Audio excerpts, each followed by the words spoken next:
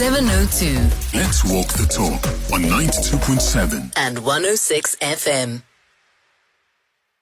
Welcome back. Thabo in for Clement. Great having you with us. You're on 702. 24 minutes to 12 o'clock, and at 12 we'll part ways. Mandy Winner will be here to give you midday report. And I should mention that Clement is not feeling well, so he should be cool and okay tomorrow. But we're together for the next 24 minutes or so. There's something called sharing space that Clement does every Wednesday at this time, and I do not intend to move furniture. I never do, so I'll stick to the script. And this is where one of you sends Clement an email, and you want a response to a question about your life, this, that, and other. It could be about a relationship. It could be about anything else in your life. It's no different today on the sharing space. We received this following email, and I'll read it the way it is, and I will solicit your response. I'll seek your astute counsel on the matter. I'll ask for your insights. I'll ask for your views, because this particular individual is asking for help from you. So let me read the email, and then we'll come back to it. So here it goes. Hey, Clement. Well, it would be Thabo today because Clement is not here. But nonetheless, we move on. It's really not that deep, but please keep me anonymous in case it's not legal. Whoa. She goes on to say, I got accepted for a PG diploma program at the Purple University. I applied there in November and was accepted by December. I only applied there since the Red University had not responded to my August application, and they are notorious for slow administration. I know exactly what you mean. They finally responded now in February and offered me space for an honors program I really wanted. But the other offer would also do me well in my corporate career growth. I've accepted both offers, and I'm going to go through with studying at both institutions concurrently. Have any listener done this before? Do they advise it? Was it worth it in the end? By the way, I work a full-time job and have a 2-year-old, so my plate is pretty full. I'd love to know if the risk and sacrifices are worth it. Warm regards. I won't mention a name because she said she wants to be kept anonymous. So I would love to hear from you about this problem that this wonderful listener has, that she's now registered at 2 universities and she's going to be studying concurrently. She's the mother of a 2-year-old. She's working full time. I suppose she's got hobbies. She goes hiking as well on weekends. She must see friends, and there are a couple of other things that she must do. Would you advise this? And we do know that studying is very important when you're working, because it helps you develop not only yourself, but your career prospects. It also helps you to ask your employer for a little bit more cash than they are giving you. But generally, it's development of a mind. And she's doing 2 programs right now, 2 at 2 different institutions, plus her job, plus the family life that she must have, plus her own life. Have you done that before? And how did it turn out for you? And she's asking, was it worth it? What do you advise? She's asking if she'll come out okay, because it seems as though she has a lot on her plate. Please share your views with us. What would you recommend? Have you done this before? On 011-883 0702. 011-883-0702. Equally so, you can just send a voice note to 072 702 1702. 072 702 1702. I'd love to hear from you. This wonderful listener needs your advice. I personally wouldn't recommend it. I'm studying as well, and it's extremely difficult just doing one program. It's extremely difficult because you have to juggle so much. I even forget when there's a class at times. I had a class yesterday and I almost forgot about it until very late. Fortunately, it was an online class, so I could take it from anywhere. And it is. I can imagine if you had to add more to that plate, you would be really asking for trouble. I would say, if I were to venture an opinion, I'd say, find a way of canceling one, just for your peace of mind, just so that you can also have time to yourself, to your family, and time for other things that have got nothing to do with a formal life program. Yes, you do need them both, and it's advisable to have them both running concurrently, but are you going to have time? My suspicion is that one will suffer at the expense of the other. One will definitely suffer at some point. As opposed to getting 85% or even 92, 93%, you may find yourself getting 52% for one and 74% for the other. I don't know if that would be worth it, but there's an upside to it that I'd like to proffer as well. The upside to this is that if you do well on both of them, goodness me, then you've climbed a mountain in record time. Then you have achieved so much in record time. But I don't know. What do I know about these things? Let us know on 072 702 1702. Alternatively, give us a call and give appropriate counsel and advice to Anonymous. Relebohile Mabocha calls them Noni. When you are anonymous, she says Noni Mas. So we have Noni here, and Noni wants to know if this is a good idea. Let us know what your thoughts are. And in case you've just walked in and you missed it, let me just go through it one more time, as Noni says this. It's really not that deep, but please keep me anonymous in case it's not legal. Firstly, is it legal? I don't think there's anything wrong with it. But she goes on to say, I got accepted for a PG diploma program at the Purple University. I applied there in November and was accepted in December. I only applied there since the Red University had not responded to my August application, and they are notoriously slow in the administration. They finally responded now in Feb and offered me space for an honors program. I really wanted it. But there are other offers, but the other offer would also do me well in my corporate career growth. I've accepted both offers and I'm going to go through with studying at both universities, both institutions concurrently. Have any other listener done this before? Do they advise it? Was it worth it in the end?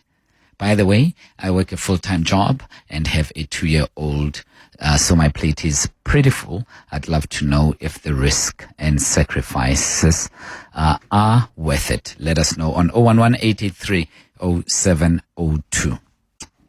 For more about 702, Go to primemediaplus.com. Welcome back. Earlier on, I asked about your help for one of our listeners. She's studying 2 programs, 2 qualifications at the same time concurrently, and she's of the impression that it might be detrimental to her as an individual, but she's going ahead with it. Over and above that, she's got a 2-year-old and she's worried that she might have bitten more than she can chew. What say you? She'd like to get your advice on the matter. And I also want to extend it a little bit. As an adult, do you feel somehow overly burdened with various responsibilities that you must take care of? And others are somehow natural. There's family life, there is work life, but additional stuff on top of that, trying to develop yourself. Perhaps you also have pedal over and above this. You also have other things that you have committed to. Maybe they're not as strict, but they are commitments. And do you at times feel overly burdened?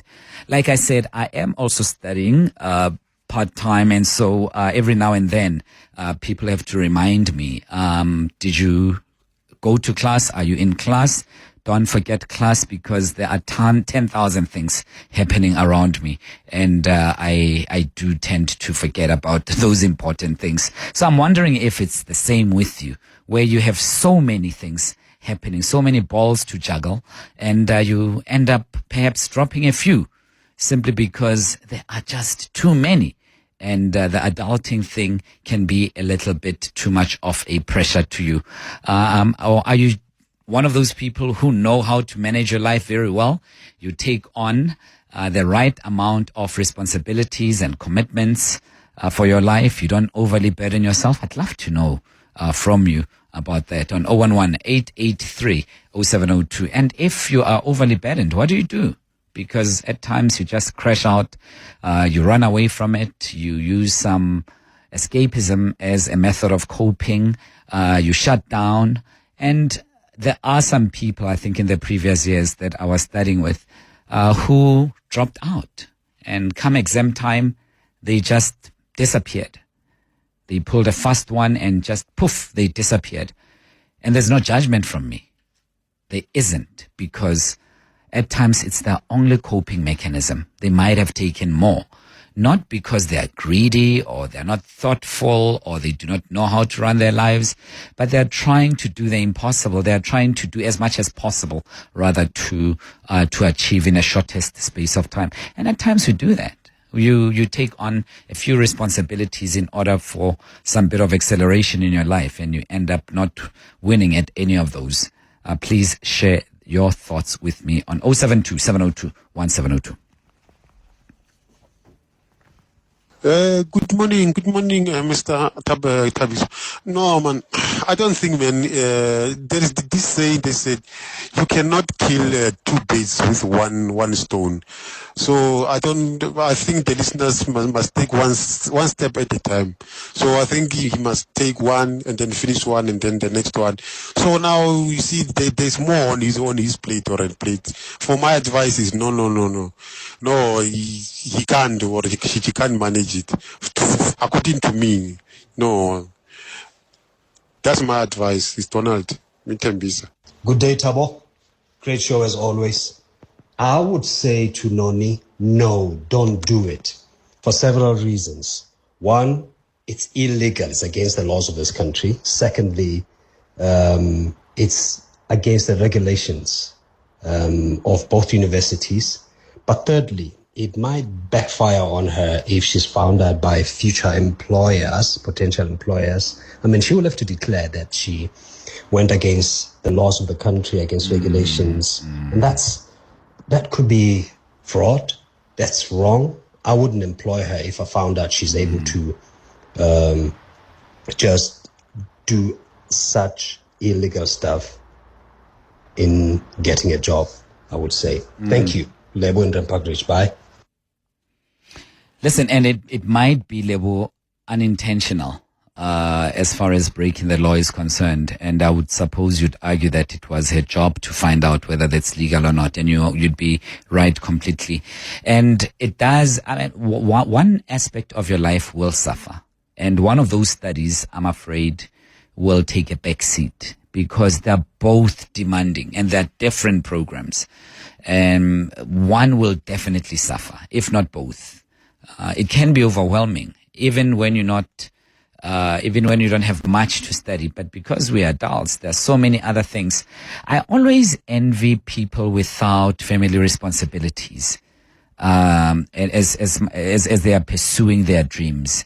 I always envy them because they have a lesser burden on their shoulders, and they can make any other decision without having to think twice about who will suffer the consequences of their decision. And those with families, those with responsibilities, kids, partners, or other people dependent on them, they have to think twice when they have to take on such responsibilities, because it does not only mean their demise, and it also means the demise of others as well. So this is quite interesting, and I would love to know more from you. 011-883-0702. Hello. I was in that situation before. I was studying my master's degree. I was working and I have a family. I've got 3 children. I'm a full family man working every day. But it all boils down to what are you studying for? Why Yeah. do you need that particular study? Because if you're doing it because somebody did it, or you're doing it because uh, someone else did it, concurrently studying 2 things, her or his situation might not be the same as theirs. So you need to be clear what you're studying for. Then I believe the commitment and the sacrifice, not only just from you, from everyone in your circle, because it's not going to be an easy ride. Thanks, Joseph Ranfonte. Hi, Thabo. You're speaking to Jimmy here from Kempton Park. I think she can make it if she juggles her things around.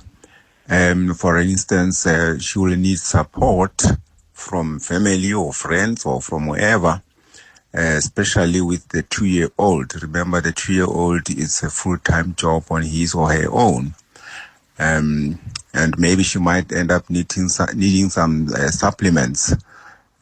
She'll have to work very hard in order to succeed. But I think it's possible. It's doable. Thank you. You know, you think it's doable until exam time, hey? Or until you have to submit and your submission counts for so much. That's when you realize that, hey, Batung, what have I done? That night before submission, and if you are a last minute person like myself and you are doing work till the wee hours of the morning and at 6 o'clock you are still at it in order to meet the deadline, it doesn't sound so great anymore. But it's quite interesting, the issue of legality that you raised. I just want to go and look at it, and it's something that perhaps I might have overlooked. And well, Anonymous, Noni, you know where to go now. You need to make sure that you are not breaking the law. You drop one of those and you just stick to one. Now you know. Now you know. And there was a text message briefly. Let me just go to the text messages. I've been neglecting them. This one says, "Hi, Thabo. It's called biting more than you can chew. The mere fact that she's having reservations is a sign that she herself doubts if that's a good idea. She must choose what's doable and finish with the one and then pursue the other. The risk is that she might be so overwhelmed, she might not finish both. She must not try playing catch up. Patience